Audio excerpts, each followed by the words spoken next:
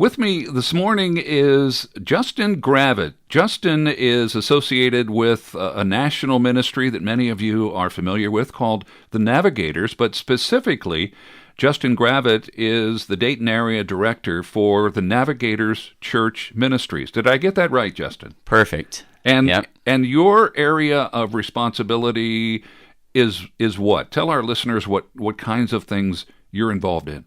Yes, so I help pastors and church leaders throughout the Dayton area with disciple making in the local church. And so our big focus is helping them develop a disciple making culture in their church. And how do you go about doing that?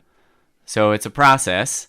So I work with many lead pastors, and so to turn a culture, then we need to help the lead pastor figure out where they're going. And so as they're moving into discipleship, which a lot of churches use that word, Right. but there's not much clarity around what it means. And so we help the pastor figure out what that means, and then we help them figure out how to make disciples in relational contexts. A lot of times, honestly, Jim, pastors come to me looking for help with their church, and they want a disciple-making culture in their church. And I say, man, that's awesome. And I say, but let me ask you a question. Are you helping anyone else individually and relationally? And oftentimes the answer is no. And so I have to say, well, we can't have a disciple-making church until we have a disciple-making pastor. Okay. And so I start with them. That makes sense. And then carry that process through. Let's say the pastor does answer it with the negative answer, no, I'm not currently discipling someone myself. Then how do you encourage that process, or how do you take the next steps? Right. So I walk with a lead pastor 6 to 9 months, just he and I meeting together every other week, and I'm giving him disciple-making training. Now, the sad reality of pastors and what their training has been is in seminaries, they haven't had a class, they haven't had any sort of individual training in how do I make a disciple in a relational context. And so I'll ask a pastor, I'll say, well, what's the main objective of a church? Why does your church exist? And all of them say to me eventually, well, it's to make disciples, it's to have the kingdom of God expand throughout this area. And I'm so excited about that. And then I ask them a follow-up question. I say, well, tell me about the training you've had in that, at seminary, maybe other places. And I've yet to find a pastor that's had even one class at seminary on how to make disciples in a relational context. Really? Yes. Oh my God. I'm sure every time you share that truth, people say the same thing I just said. Really? Yes. That's It's surprising. It's really hard for pastors because pastors are seeing that the attractional church model is declining. It's declining throughout the country. And there's a report that came out just a couple weeks ago by the Pew Institute that those who identify themselves as Christians is down 12% over the past 10 years. Yeah. And the reality is it's a disciple-making problem. And so if a pastor sees the main job of the church is to make disciples, they see the church is in decline, they haven't had any real training in how to make a disciple. Yeah. Put yourself in their shoes. That's a really hard place to be. And they're already swamped with so many responsibilities to begin with, right? Exactly. Yeah. Exactly. So talk to me about the actual process of making disciples. What is involved? How do they accomplish this goal of creating disciples in their church? We engage the pastor. He begins to walk alongside or disciple 1 or 2 people, or maybe up to 3 or 4 in his church. And as he's working with them relationally, he sees transformation happen.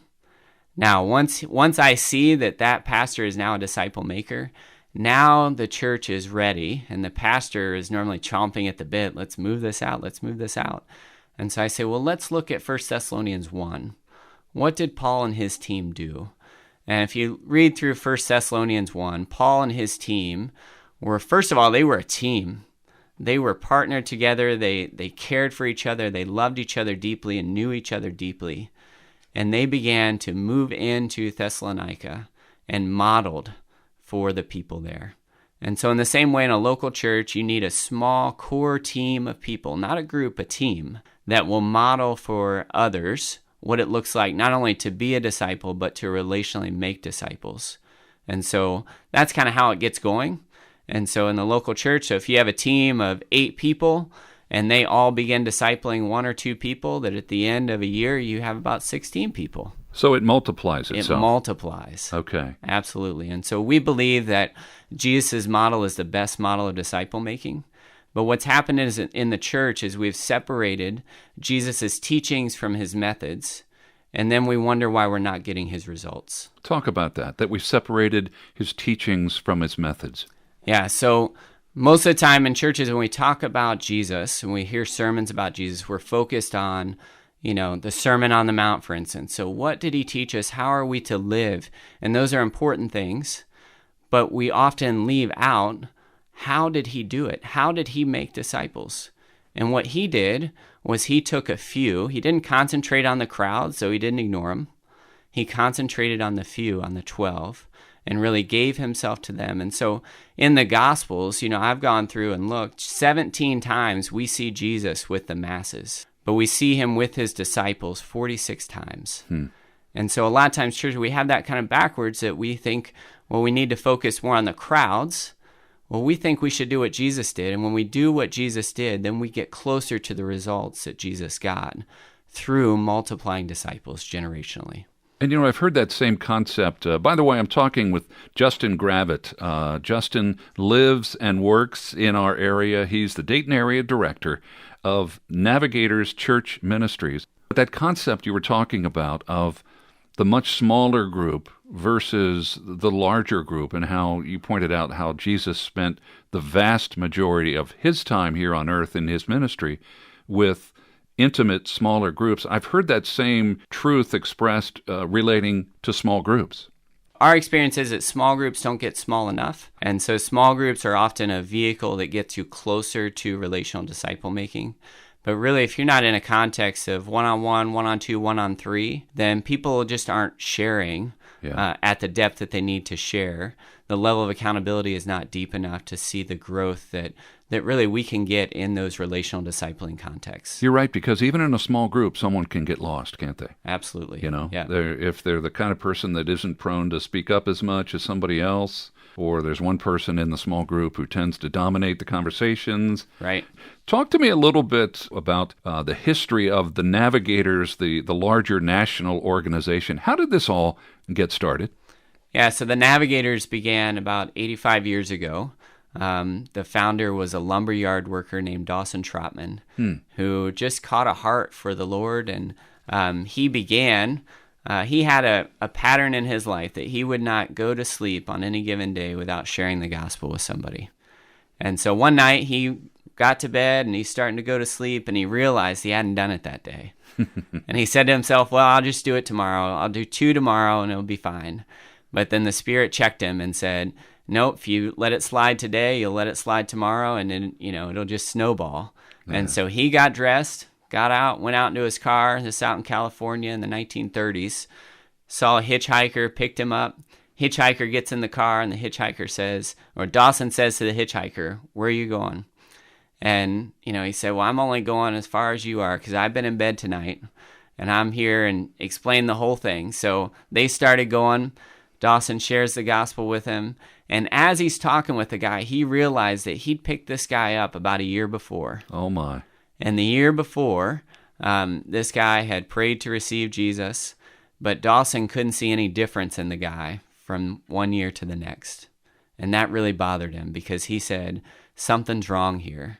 He'd been using Philippians 1:6, which says, I am confident in this, that he who began a good work in you will carry it on to completion till the day of Christ Jesus. And he would pray that over the person and speed off. But he realized that he was trying to put the responsibility on God that God meant for him. And so he got a heart for disciple making. It's not just about sharing the gospel. You need to help those new infants grow in their faith so that they can reproduce themselves. And so from there, he began to work with guys from the Navy as they'd come off the ships and have Bible studies. And the first guy he worked with came to him after a few months, and he brought his friend in the Navy too. He said, Dawson, what you've been doing is so helpful for me. I got this other guy, and he wants your help too. And Dawson said, I'm not going to help him. He said, why not? And he said, well, if what I've been doing has been helpful to you, then you help him. And that was the beginning of the Navigators. The concept of multiplying the effort, right? Absolutely. So in the Navigators, we aim for the ripple, not the splash. Oh, I like that. Yes. Aim for the ripple, not the splash. Can I use that sometime? Absolutely. I like that. I like that. Talking with Justin Gravitt, who is the Dayton area director of the Navigators Church Ministries. They are associated with the larger national organization called the Navigators. Justin, let me ask you this question. What would you like our listeners to know about your local efforts? Is there something or more than one thing in particular that you want to talk about this morning?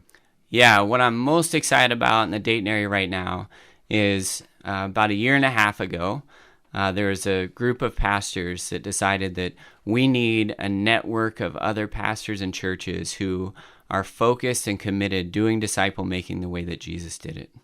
And so we formed together the Dayton Disciple Makers Network. It's cross-denominational. Right now we have about 12 churches and around 20 to 30 pastors who are involved. We meet the third Thursdays of every month for lunch, and we talk about disciple making. We learn from one another and the challenges that people are facing in their churches and the things that they're learning. During the odd months, there's a formal presentation from one of our group or someone from the outside who can help us. And so if you're a pastor in the area and you're interested in learning more about that, we would love to connect with you. If you're a church leader, that would also be an appropriate thing for you. If you're just an average church member, I'd direct you to my website, and I would encourage you to ask your pastor, man, how are things going with disciple making? I heard about this thing on the radio, and, there are these things out there in Dayton, which, quite honestly, most pastors just aren't aware that we're around. But many, many pastors in Dayton and beyond are looking for help in disciple making, and we want to be able to connect to them. And what's the best way for someone to get in touch with you, whether it's a pastor, a lay person? How do they do that? So the best way would be to visit my website, which is www.justingravitt.com, Gravitt, and you can connect to me through there, and I'll be sure to get back to them. And I was on your website just a few minutes ago before we started the interview. It's really nice. You've got a blog, some very interesting headlines of articles that made me want to click on them. Again, the website is Justin Gravitt, and 2 T's in his last name, Gravitt, justingravitt.com. And then for any pastor who may want to join you on that every third Thursday, was it, lunch? Yes. How do they also go to your website? Or, yes. Okay. That'd be the best place. We're recording this at the end of October. Our next meeting's in November, and they move around to the different churches in our network, but our next meeting will be at Restoration Church in Centerville. Okay. Yep. Great. Justin, thank you so much. Thanks, Jim. It's been fun. Lots of great information. Justin Gravitt, the Dayton area director of Navigators Church Ministries, doing great work here in Southwest Ohio, in the Miami Valley of making disciples. And again, his website, for any information you might want, go to Justin Gravitt, it's Gravitt with 2 T's, Gravitt.com. And I have to mention that during this whole interview, sitting right next to Justin, his beautiful 10-year-old daughter, Elise. Shove that microphone over there. Do you want to say hi, Elise?